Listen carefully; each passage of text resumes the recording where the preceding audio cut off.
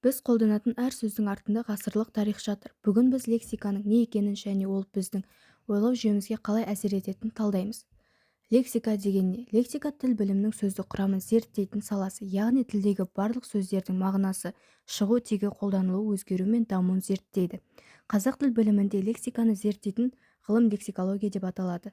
Лексика нені зерттейді? Сөздің мағынасы, сөздің шығу тегі, сөздердің тарихи дамуы, сөздердің қолданылу саласы, сөздердің арасындағы мағыналық байланыс, тілдің сөздік қоры мен сөздік құрамы.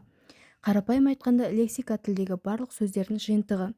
Лексиканың зерттеу нысандары: сөз мағынасы, сөздің білдіретін ұғымы мен мағынасын зерттеледі. Көп мағыналы сөздер, бір сөздің бірнеше мағынада қолданылуы. Синонимдер: мағыналық ұқсас сөздер. Антонимдер: мағыналық қарама-қарсы сөздер. Омонимдер: жазылуы бірдей, мағынасы әртүрлі сөздер. Қазақ лексикасының шығу тарихы. Түркі дәуірі ежелгі түркі тілінен көптеген сөздер қалған. Мысалы, жер, су, ана. Араб және парсы әсері. Ислам дінімен бірге көптеген сөздер енді. Мысалы, ғылым, кітап, мектеп. Орыс тілі әсері. 19-20 ғасырларда көптеген сөздер орыс тілінен енді. Мысалы, парта, институт, университет. Қазіргі заман лексикасы.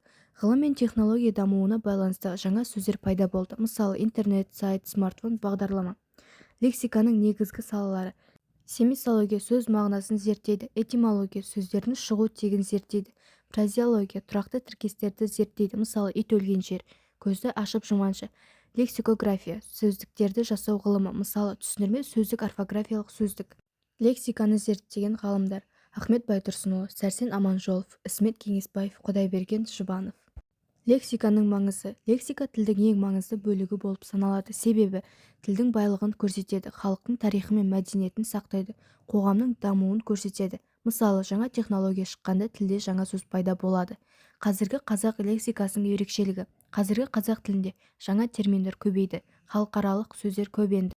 Интернет тілі пайда болды, ағылшын сөздері еніп жатыр. Мысалы, блог, чат, онлайн маркетинг. Қорытынды: лексика тіл білімінің сөздік құрамын зерттейтін маңызды саласы. Ол сөздердің мағынасын, шығу тегін, тарихи дамуын, қолдану ерекшеліктерін зерттейді. Қазақ тілінің лексикасы көне түркі дәуірінен басталып, араб, парсы, орыс тілдерінің әсерімен дамып, қазіргі заманда жаңа сөздермен толығып отыр.